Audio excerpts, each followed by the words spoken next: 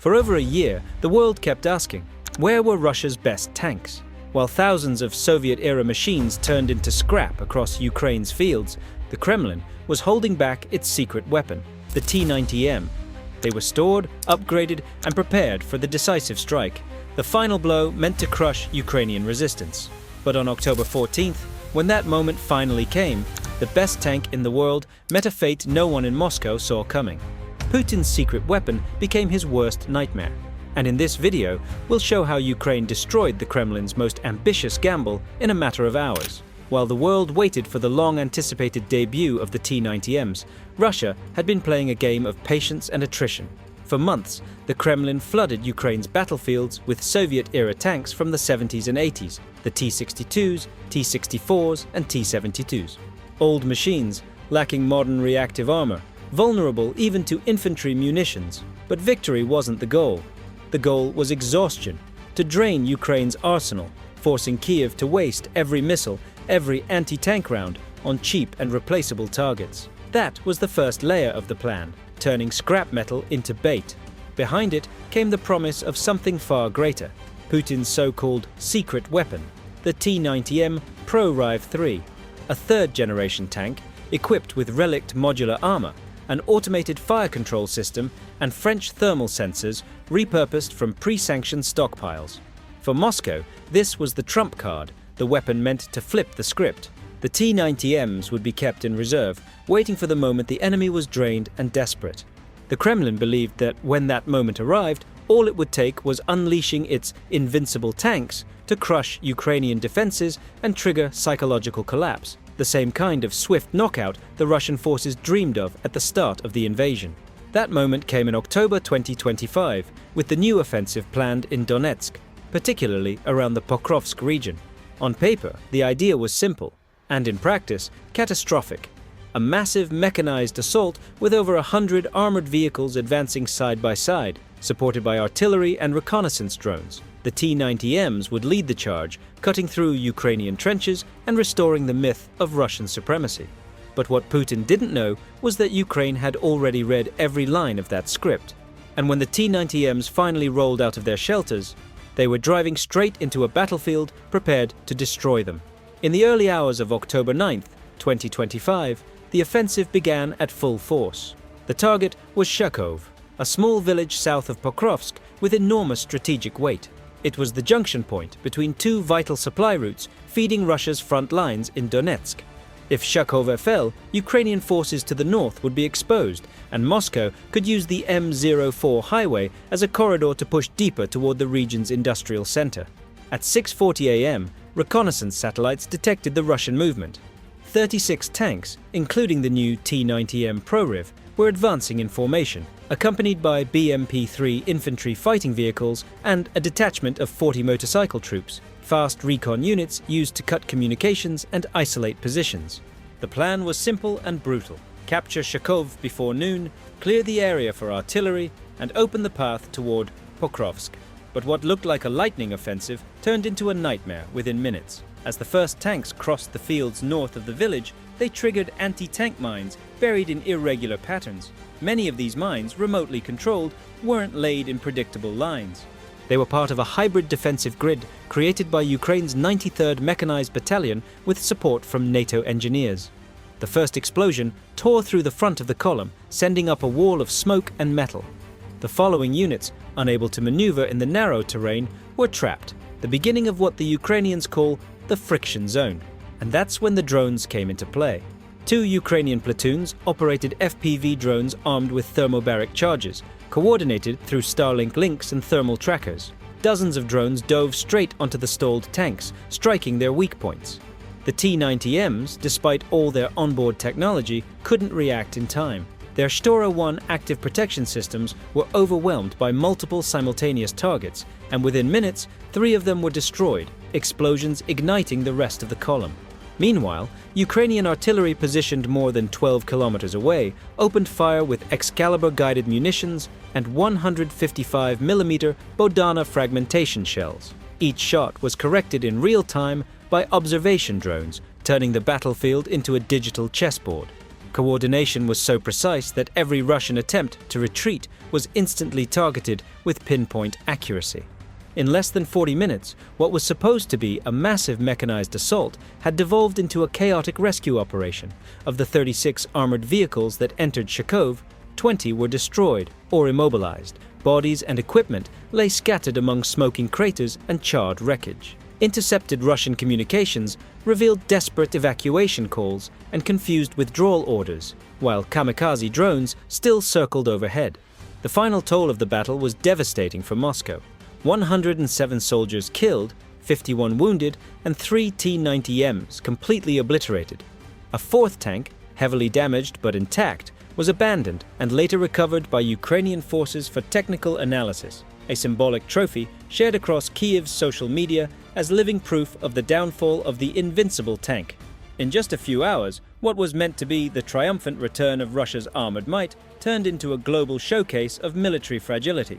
After the disaster in Shekov, the inevitable question arose: how could the best tank in the world, as Vladimir Putin himself called it, be destroyed in just a few hours? On paper, the T-90M Pro Rive 3 is one of the most advanced machines Russia has ever built. Its 125mm 2A46M5 cannon can fire APF-SDS, heat, and even 9 M119 reflex anti-tank guided missiles with a range of up to 5 kilometers. It also features the Kalina fire control system, high-resolution thermal sensors, and integrated digital communications, theoretically allowing networked combat with other units. The modular Relict armor, designed to replace the old Contact 5, was built to withstand direct hits from Western missiles like the Javelin or the NLOW. On the technical sheet, the T-90M was a monster, but the battlefield revealed something propaganda could no longer hide. Russian engineering still carries the same ghosts of the past. The first major flaw is known among crews as the spinning turret syndrome. When a round penetrates the upper part of the ammunition compartment, the internal pressure detonates instantly, launching the entire turret into the air or sending it spinning out of control. This defect dates back to the T-72 and was never truly fixed. Russian designers chose to keep the autoloader in the hull's base, right where the propellant charges are stored. The result is that any side or top penetration turns the tank into a rolling bomb. That's exactly what happened in Shekov, when a Ukrainian FPV drone struck the top of a T-90M, pierced the ammo compartment, and blew its turret more than 15 meters away. The second fatal flaw is tied to the evolution of modern warfare itself. The T-90M was built to fight other tanks, not drones. Its armor is strongest on the sides and front, but the roof remains vulnerable. And that's precisely where Ukrainian attacks come from. Even with Relict reactive armor, the tank lacks a full 360-degree active protection system like Israel's Trophy. In practice, a $500 drone carrying an anti-tank grenade can turn a $5 million vehicle into a pile of burning scrap. Another critical weakness is the lack of isolated crew compartments. Unlike Western tanks, such as the Leopard 2 or the Abrams, which keep ammunition separated in modules with blow-off panels, the T-90M stores all its rounds in the same space as the crew. That means any internal penetration is almost always fatal for the 3 men inside. In the Shekov footage, the pattern is unmistakable. Turrets blown off, hulls burned out, and no survivors. It wasn't just a tactical defeat, it was a technical collapse. But perhaps the biggest explosion was symbolic, the explosion of Russian propaganda. During an event in 2023, Putin declared that no army in the world possesses a tank comparable to the T-90M, calling it the pride of our national industry. Rostec, the state company responsible for its production, released videos calling the Pro Rive invulnerable to enemy fire and a symbol of Russian superiority. Those same clips were still airing on state television just days before the offensive. After Shekov, however, the narrative fell apart. Photos of the destroyed T-90Ms spread across the globe. Propaganda that once sold strength became a reminder of weakness. Russia didn't just lose tanks, it lost the myth of invincibility that sustained troop morale and the Kremlin's narrative. And while Moscow tried to hide the images, Kiev did the opposite, proudly displaying the captured, completely charred tank as proof that technology without strategy is nothing but expensive metal. The fiasco in Shekov wasn't an isolated case. In fact, the T-90's troubled record began long before the war in Ukraine. India, for example, was one of the largest buyers of the model, with more than 1,200 T-90S Bhishma units assembled under local license. But what was supposed to be the pride of the Indian Army quickly became a headache. In 2019, official reports from the Ministry of Defense revealed chronic failures in the ventilation and cooling systems, which made the tank nearly unusable in desert regions like Rajasthan. On top of that, the French-made Catherine FC thermal sight, supplied before sanctions, showed constant instability under high temperatures. The result? India began exploring Western alternatives and chose to invest in French Leclerc tanks and domestic programs, abandoning its reliance on Russian models. What Moscow marketed as a reliable, easy-to-maintain tank turned out to be expensive, fragile, and outdated for the demands of modern warfare. Not even in Russia's own propaganda showcases did the T-90 escape humiliation. During the tank biathlon, an annual competition meant to flaunt Russian military power, T-90Ms suffered multiple live technical failures, transmission breakdowns, fire control system freezes, and even full electrical blackouts in the middle of the course. The event, which was supposed to impress foreign delegations, instead became a laughingstock among military analysts, a public display that modern Russian engineering still leans heavily on technology from the 1980s. Even so, Moscow keeps doubling down. As losses mount in Ukraine, the Kremlin has ordered Uralvagon Zavod factories in Nizhny Tagil to triple T-90M production. The official message is to strengthen the armored fleet for victory, but independent sources paint a different picture. Russia is trying to replace tanks faster than it can train crews, or even stockpiling them for a future, larger conflict. It's a desperate attempt to project strength while, in reality, struggling just to stay in the fight. And that's exactly what the war in Ukraine is exposing. Russia, in 2025, still depends on Soviet engineering from 1985. Armored vehicles designed for a different era. When the enemy was predictable, the skies were clear of drones and war was linear. Today's battlefield is digital, unpredictable, and three-dimensional. And tanks like the T-90M simply don't belong to this time anymore. In the end, the problem isn't just in the metal, it's in the mindset. Putin put so much faith in the image of strength that he forgot the essential truth. Wars aren't won with propaganda.